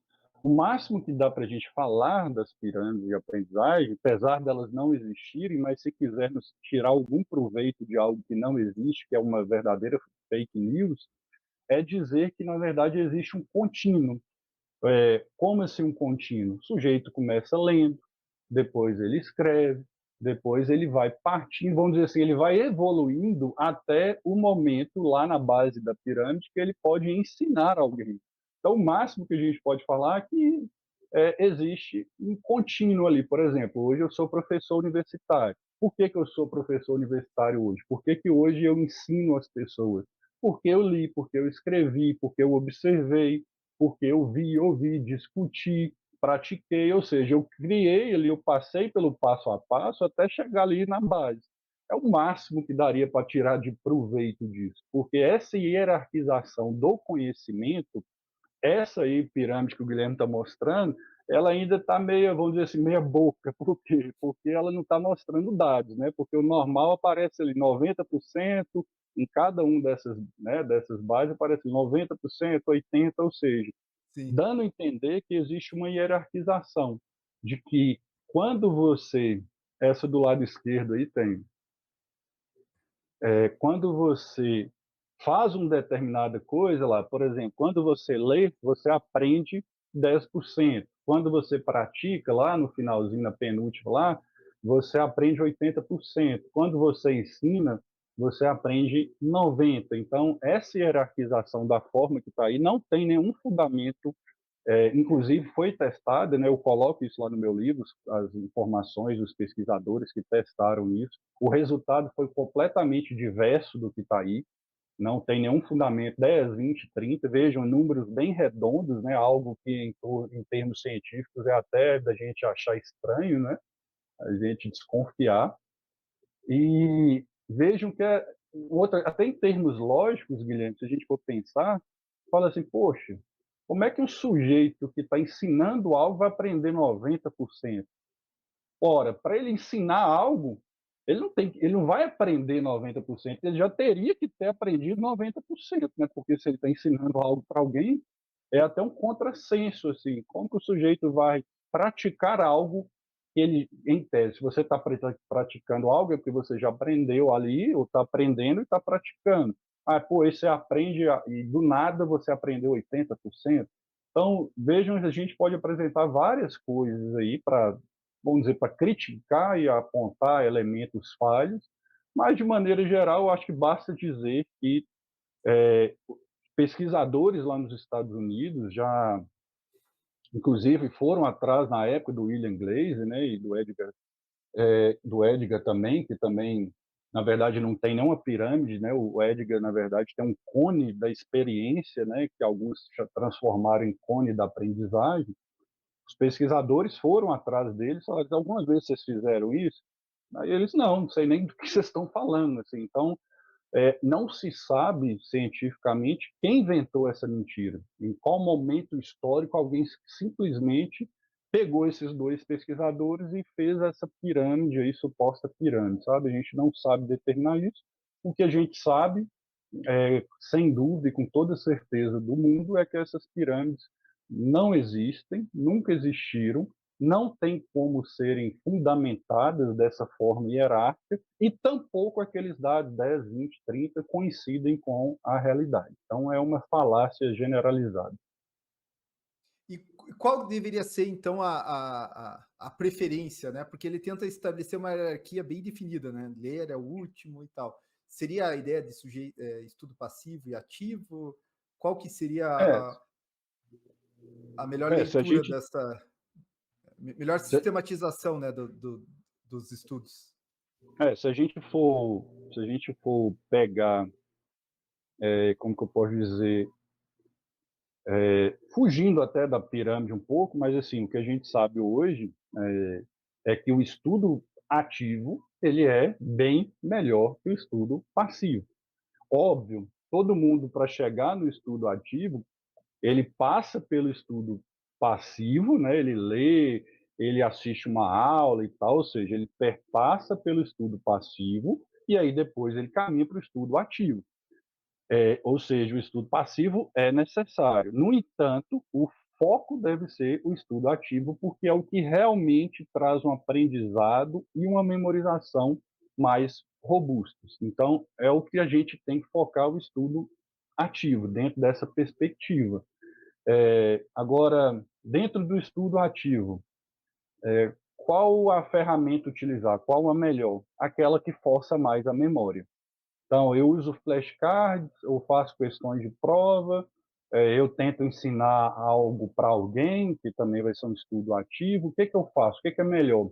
Depende do grau de dificuldade. Quanto mais difícil, quanto mais você requer do seu cérebro para ele lembrar uma informação, se o Guilherme me faz uma pergunta aqui e a resposta para mim é muito fácil, ou seja, eu consigo captá-la rapidamente no meu cérebro e oferecer ao Guilherme, meu ganho cognitivo vai ocorrer, porém ele é baixo.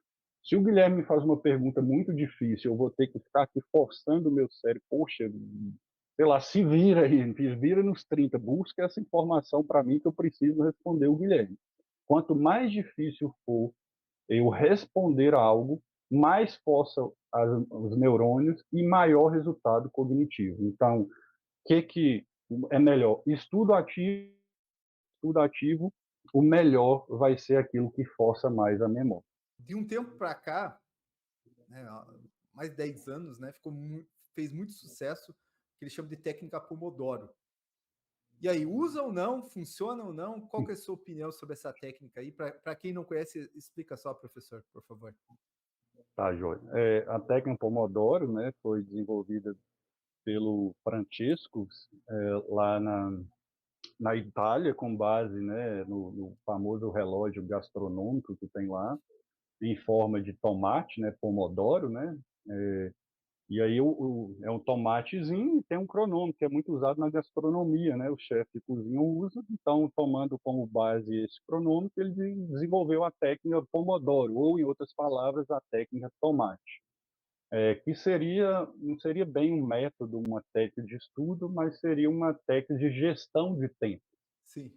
E aí, segundo ele, apesar disso ser, né, você já leu meu livro lá, o livro Você Não Sabe Estudar, eu questiono isso lá, tem vários pontos controversos, né? Mas eu vou falar aqui não de todos os fatores, para eu não me alongar, mas assim, basicamente o que ele fala. Para que você mantenha a concentração, tenha um rendimento cognitivo melhor e tal, você deve fazer pomodoros, ou seja, você deve utilizar o cronômetro para estudar, por exemplo, ou para fazer uma reunião de negócios, né? Porque não é só para estudar. A técnica Pomodoro, segundo ele, serve para vários aspectos da vida, tipo, discutir o relacionamento, né? O Guilherme está discutindo lá com a mulher dele o relacionamento, e você coloca o reloginho lá e discute. Depois você me fala, Guilherme, quantos tapas sua mulher te deu no final? Isso aqui, porque, segundo ele, né, você pode usar a técnica Pomodoro para fazer qualquer coisa da vida, né? Assim, generaliza assim, para qualquer aspecto da vida. Mas para o meio dos estudos, você vai colocar lá 25 minutos no cronômetro, vai ficar estudando sem parar, sem interrupções, durante 25 minutos. Soou o alarme, você vai fazer uma pausa de 5 minutos para descanso, para pausa, e aí depois você faz mais um pomodoro de 25 minutos.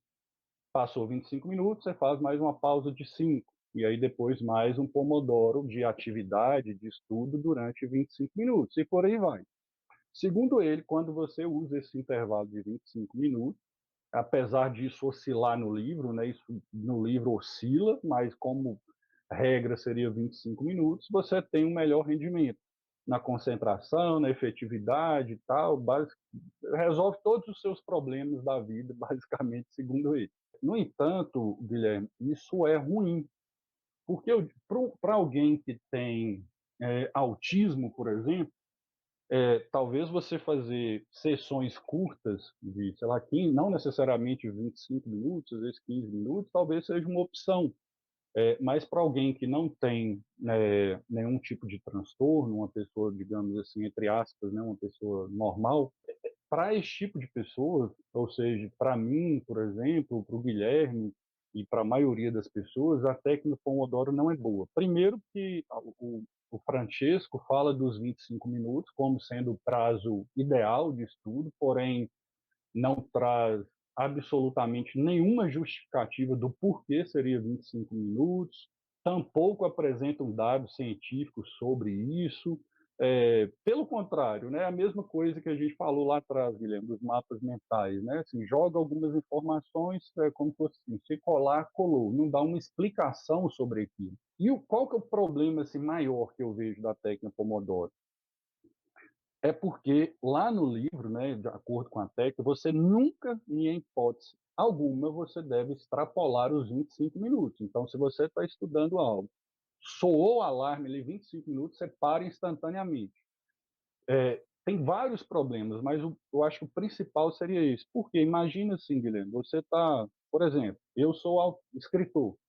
Aí eu estou escrevendo um livro aqui usando a técnica Pomodoro, que segundo ele, inclusive, serviria para isso. Aí eu estou aqui no auge da minha concentração, estou escrevendo de forma fluida meu livro e tal. Aí soa o alarme e eu faço uma interrupção forçada quando o meu cérebro estava, vamos dizer, no auge do funcionamento, estava indo super bem, minha concentração estava bem, meu rendimento estava bem, aí eu faço uma pausa de 5 minutos.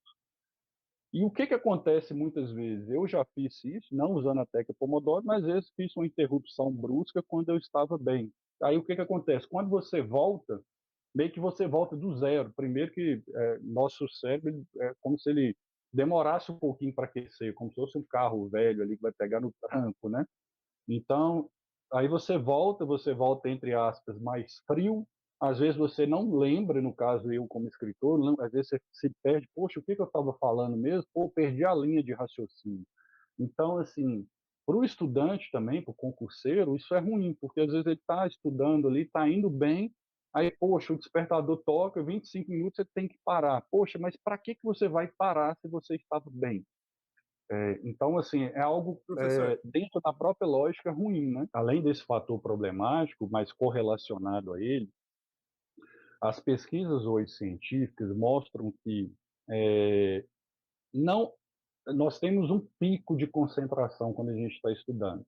Às vezes esse pico ele se esgota de maneira rápida. No entanto, o que várias pesquisas têm demonstrado é que nós conseguimos concentrar por ter uma concentração, digamos assim, não no topo lá, mas você consegue ter uma concentração razoável em torno de 90 minutos. Depois de 90 minutos, há um declínio muito grande, ou seja, você deve obrigatoriamente fazer uma interrupção. Por quê? Porque quando você está estudando, você está concentrado em algo, você vai esgotando, por exemplo, sais minerais e outras coisas do seu cérebro. O cérebro vai, vamos dizer assim, como se fosse esquentando, esquentando até o momento que ele trava. E porque vai esgotando ali as coisas, né, a base do que ele precisa, né, para funcionar bem. E aí você tem que fazer uma pausa, porque senão o seu rendimento começa a cair de forma gigantesca. Mas você consegue, um estudante pelo menos avançado, né, porque você não consegue, comecei a estudar hoje, eu vou ter 90 minutos de concentração, sem chance. A pessoa que está começando a estudar hoje, às vezes ela vai ter ali 5, 10 minutos de concentração, depois 20, 40, ela vai aumentando com o tempo, porque basicamente é um treino, né? Você tem que ir forçando o seu cérebro a como se fosse ganhar resistência para conseguir chegar nesses 90 minutos, que talvez, né, de acordo com os dados, seria o máximo. Quando eu uso a técnica Pomodoro, além da falta de sentido lógico, como eu falei, de você interromper algo quando você estava bem, se eu faço pausas forçadas a cada 25 minutos e eu nunca me alongo, porque a técnica fala, você nunca pode se alongar de maneira alguma, além dos 25 minutos. Só que se eu faço pausas forçadas, quando eu vou chegar nos 90 minutos? Quando eu vou forçar o meu cérebro a conseguir chegar em 90 minutos de concentração? para ter um rendimento melhor. Óbvio, se eu tenho 90 minutos eu consigo ter 90 minutos de concentração, eu vou ter um melhor desempenho do que alguém que consegue ter só 25.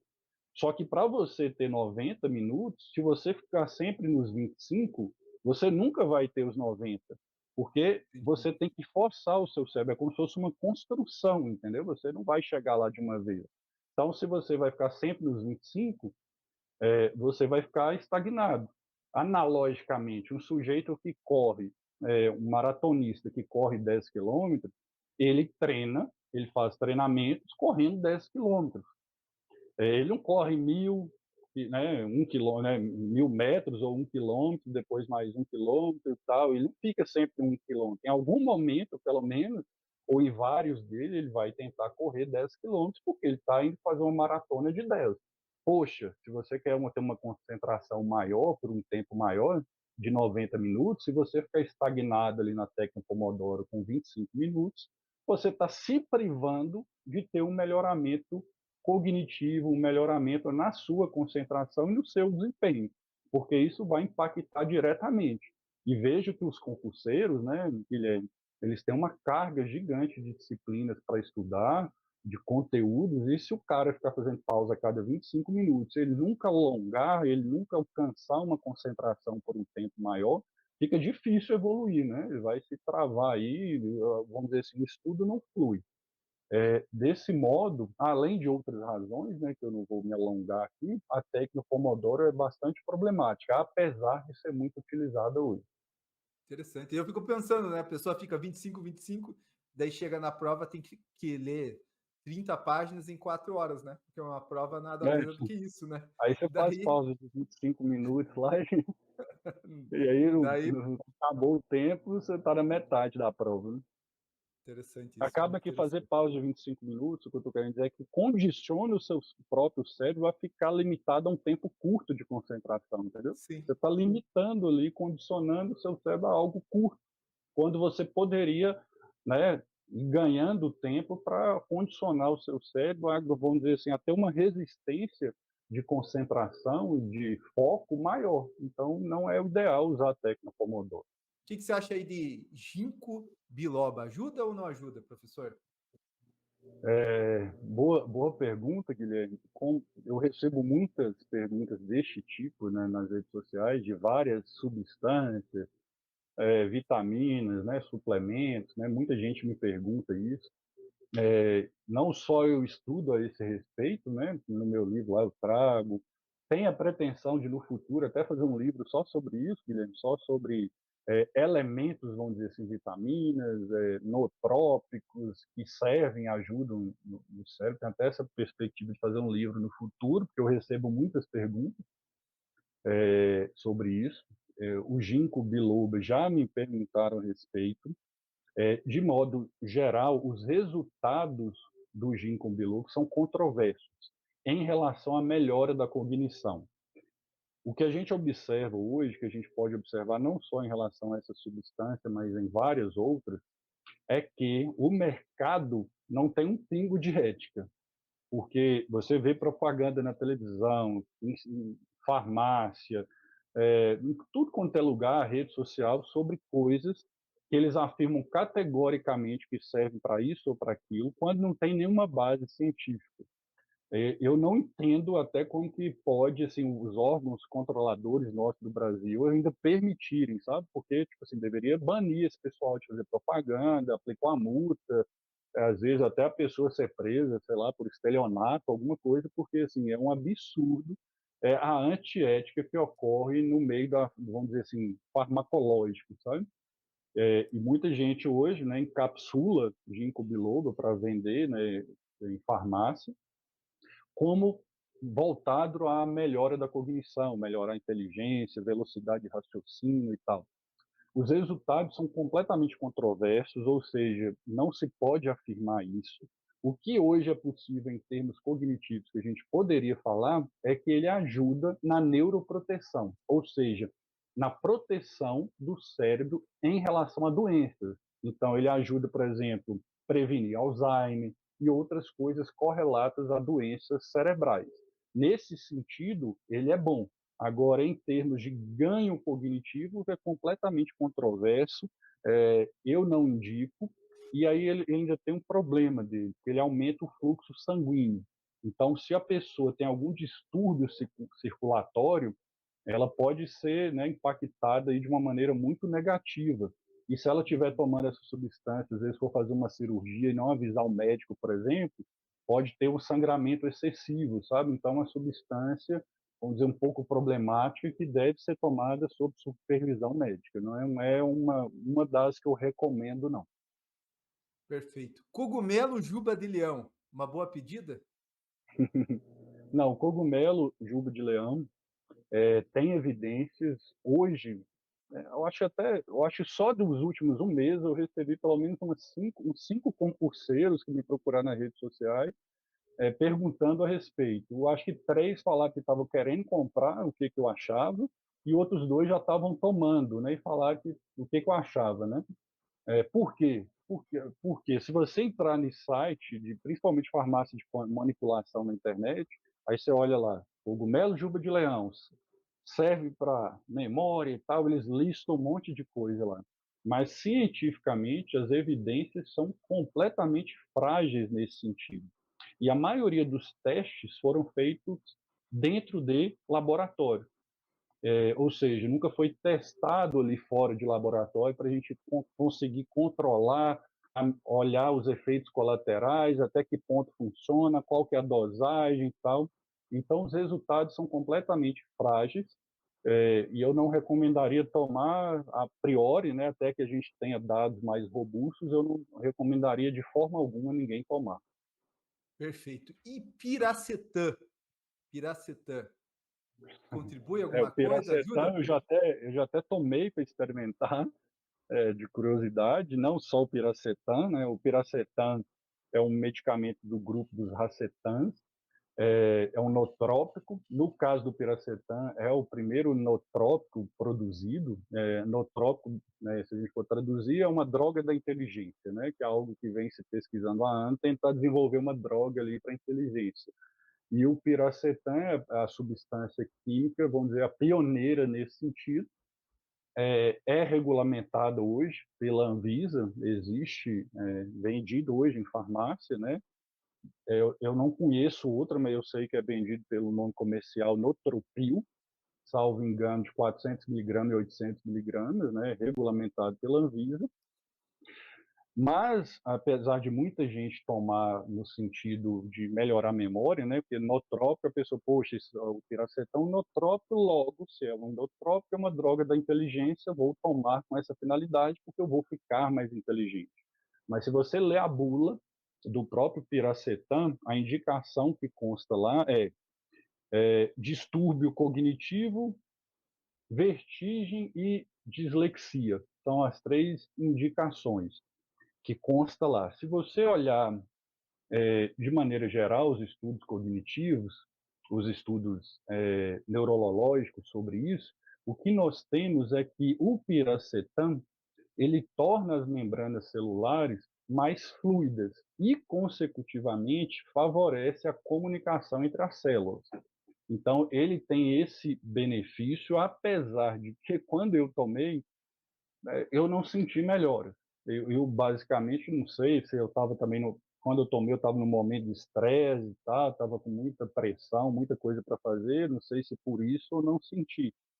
Mas se ele torna a comunicação mais fluida e ele também aumenta o suprimento de sangue e oxigênio no cérebro, a tendência é haver uma melhora. Mas eu não notei. Eu conheço pessoas, inclusive tem um primo meu e outras pessoas que eu conheço, assim, que já tomaram. O que essas pessoas me relataram, eu não senti, foi que houve, vamos dizer assim, uma maior fluidez mental, maior clareza mental. Então, principalmente ao falar, vamos dizer assim, fazer uma palestra, um sujeito vai fazer uma palestra, em tese, baseado nesses relatos, a pessoa fica com mais fluência assim, verbal, sabe? Se ela consegue dialogar melhor, porque é como se fosse tudo. Sabe quando você não dorme direito, você acorda, sua cabeça parece que não funciona, está tudo meio embaralhado? É como se ele desse uma, vamos dizer assim, uma estagnada nisso, ele corrigisse ali, desse uma maior fluidez, sabe? Mas, de todo modo, no que toca a memória, mais especificamente assim, em relação à memória, concentração e tal, que talvez é o que seja mais interessante para o concurseiro, tem até uma pesquisa deste ano, agora de 2024, uma pesquisa meta-analítica, né, que analisou, ou seja, fez uma avaliação geral de várias pesquisas científicas. Só que essa pesquisa meta-analítica, eles inclusive tem participação de pesquisadores brasileiros, o que eles notaram é que não é possível determinar definitivamente o impacto do piracetam no que toca à memória. Ou seja, hoje, os dados que temos hoje, a gente não pode afirmar categoricamente um desempenho substancial em relação à memória. Mas, como eu disse, eu já tomei, tem gente que vê essa melhora de fluidez mental. Eu acho que para o concurseiro talvez não seja a melhor opção, mas eventualmente, não querendo fazer uma prescrição aqui médica, né, mas eventualmente um sujeito que precisa ter uma clareza mental, às vezes um palestrante e tal, talvez seja uma coisa interessante. Além, né, de ajudar na dislexia, na vertigem e outras coisas. Mas aí, evidentemente, precisa de uma prescrição médica, porque talvez não seja a droga mais né, condizente com o caso do paciente. Perfeito. E magnésio intreonato pode fortalecer a memória dos concurseiros?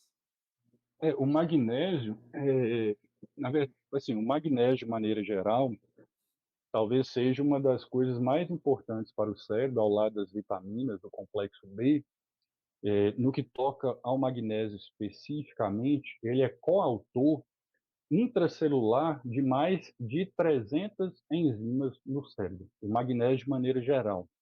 Dentro dos magnésios, vamos colocar assim, existem vários tipos de formulações de magnésio. Tem um magnésio, digamos assim, normal, que é fundamental, porque ele atua nessas mais de 300 enzimas para o bom funcionamento cerebral, mas nós temos vários tipos de magnésio.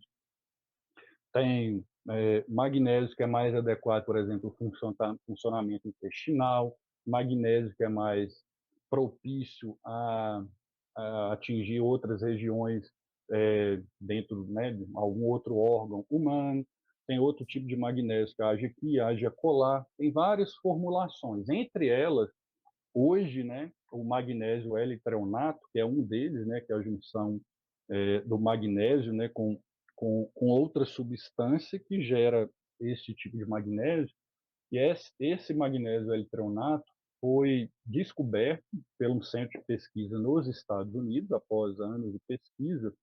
Eles descobriram que a formulação do magnésio nessa formulação L-treonato ela consegue atravessar a barreira hematoencefálica, ou seja, enquanto outros tipos de magnésio, vamos dizer assim, não consegue adentrar na barreira hematoencefálica para atingir de maneira mais pontual, portanto, e trazer mais benefício cerebral, esse magnésio, essa formulação química, ela consegue penetrar. E ao penetrar, ela consegue gerar alguns benefícios que outros tipos de magnésio nem de longe conseguem, vamos dizer assim, beneficiar. Inclusive, eu não estou aqui agora, mas eu tenho o magnésio L-treonato aqui em casa. Ele foi, vamos dizer assim, a marca registrada, né, da descoberta do magnésio L-treonato é o Magtem, que seria, vamos dizer assim, o medicamento original, né, que foi o descoberto, né? Ele vem até com selo, assim, Magtem. Fora isso, né, existe, vamos dizer assim, entre aspas, o paralelo, né, que formula, mas não é da marca registrada Magtem, que é o que o pessoal descobriu. Mas eu tenho aqui em casa, ontem mesmo, eu acho que eu tomei um comprimido, de vez em quando eu estou tomando para ver, até para anotar, mas o que eu posso te falar é que hoje, de fato, o magnésio L-treonato, ele tem já bastante pesquisas, recentemente eu até postei sobre isso no meu Instagram, tem bastante pesquisa já que traz alguns resultados que eu posso sistematizar aqui para você. Por exemplo, memória tanto de curto prazo quanto de longo prazo, se beneficia do magnésio L-treonato, saúde cognitiva, melhora de aprendizado, concentração, rejuvenescimento cerebral. Inclusive, tem uma pesquisa muito importante sobre isso, né? Eu até postei recentemente também, falando que as pessoas que tomaram magnésio L-treonato rejuvenesceram o cérebro em muitos anos, ou seja, uma pessoa que estava com 40 anos rejuvenesceu com o cérebro de anos atrás, melhora a densidade da função cognitiva, ou seja, de maneira geral, tem vários benefícios, aumenta a intensidade das sinapses, ou seja, vários benefícios, tanto é que hoje eu tenho feito uso, né? E eu sei alguns concurseiros também que estão fazendo, né, o uso, evidentemente, né, a gente não recomenda que saia tomando isso assim, sem uma análise médica e tal, porque às vezes a pessoa vai tomar uma superdosagem e tudo que é em excesso, assim como tudo que é falta, causa dano. Perfeito. E o famoso chá verde? Ajuda aí? É útil para estudar ou não? O chá verde, ele é interessante por quê? Porque no chá verde, na verdade, não é, vamos dizer assim, o chá verde em si, porque no chá verde nós temos duas substâncias que, em conjunto, favorecem a concentração e pode ajudar na memória. É a cafeína e a L-teanina. Você pode tomar café, por exemplo, uma dose de café, com um comprimido, por exemplo, de L-teanina, algo que eu até fiz na época do meu doutorado, quando eu estava me sentindo assim, meio lesado, não dormia direito, estava assim, parecendo que tudo estava obscuro, a concentração estava ruim e tal, eu tomava uma dose de café com um comprimido de 200 miligramas de L-teanina.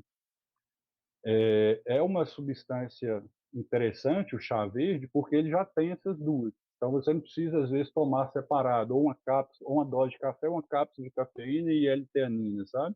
Quando você toma o chá verde, ele já tem essas duas substâncias. E por que é bom ter essas duas substâncias? Porque quando você toma a cafeína sozinha, ela costuma dar um pico. E esse pico causa ansiedade e estresse. Tanto se você tomar muita cafeína, você começa a ficar assim meio elétrico, né? O povo acha até que você está drogado, assim, que você começa a ficar Já parecendo que passei você por está isso. numa rave, né? Parecendo que você está numa rave ali, que você não consegue ficar parado. Então, a cafeína, ela pode ajudar na concentração, mas ela tem um limite. Inclusive, o limite máximo de cafeína que você pode tomar por dia, de acordo com a Associação Médica Americana, Associação Médica Europeia e também aqui a do Brasil, são 400 miligramas por dia.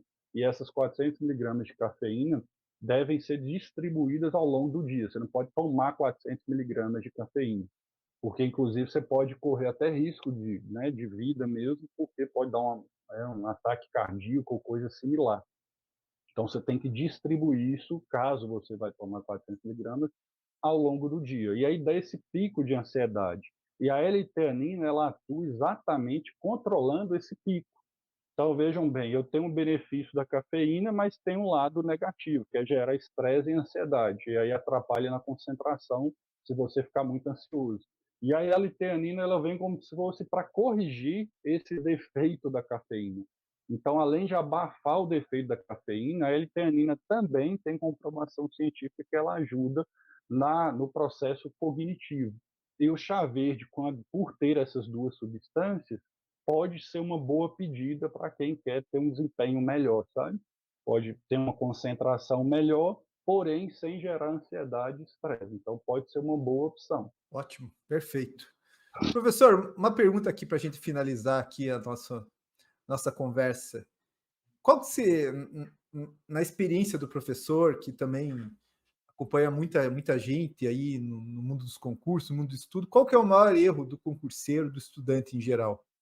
Pergunta difícil, né? Mas, assim, pelo que eu observo, Guilherme, inclusive em mentorias que eu já fiz com alunos, né, pelas perguntas que eu recebo, eu acho que o maior erro é focar, tirando essas aberrações que a gente já falou aqui, pirâmide de aprendizagem, curva de esquecimento, técnica Pomodoro, que tem muita gente que usa e não deveria usar. Tirando isso, eu acho que o maior problema que eu percebo é o uso de estratégias passivas, né, de aprendizagem. A maioria das pessoas hoje que eu percebo, inclusive alunos meus universitários, eles focam muito em releitura, né? Então, lê um livro, lê um artigo, lê um resumo e vai lá e relê, daqui a pouco relê. Principalmente a técnica da releitura, que é uma estratégia passiva, que eles mais usam, isso é ruim. Então, talvez, se eu pudesse falar assim hoje do maior erro que eu percebo seria essa concentração em estratégias passivas em vez das estratégias ativas, que é algo aqui que a gente já falou, que é vamos dizer assim, um concurseiro que de fato quer ser aprovado, ele tem que focar em estratégias ativas, sob pena de não passar ou passar, mas em vez de passar em 1, 2 anos de estudo, passar com 6 anos, né, de estudo. Então, é algo que é inevitável. Estudo ativo é algo crucial nessa jornada. Perfeito. Professor, muito obrigado pela aula aqui, pela excelente aula sobre diversos pontos, diversos mitos, a desconstrução deles e a construção aí de como que é um estudo eficiente, né? Muito obrigado pelo livro. E, pessoal, o livro vai estar aqui embaixo. Você que não viu o livro dele ainda, sério, não perde a oportunidade. É o melhor livro do Brasil. Não é à toa que é o mais vendido. Você não sabe estudar, o link vai estar aqui embaixo para você comprar. Muito obrigado aí, professor. Não, eu que agradeço, foi um prazer estar aqui, né, poder de algum modo contribuir com o seu trabalho, né, que está ajudando muita gente, né, e espero que você continue ajudando, continue focado aí no canal para ajudar o pessoal a realizar os sonhos. E aí, o que a gente puder ajudar, sempre que eu puder, vou estar disponível para voltar aqui, para discutir, eventualmente tirar dúvidas, né? O pessoal às vezes te manda dúvidas aí e tal, quer tirar alguma, né, direcionada a mim, pelo menos, né? Eu sei que o pessoal te manda muitas dúvidas, mas às vezes depois de assistir, às vezes o pessoal ficou com alguma dúvida, te mandou, eventualmente a gente volta aqui para esclarecer, para não deixar ninguém com nenhuma dúvida. Estou à disposição, foi uma honra gigante estar aqui, um prazer falar contigo. Estamos às ordens aí, se precisar. Obrigado, professor. É isso daí, pessoal. E bora estudar. Valeu, pessoal. Valeu, abraço.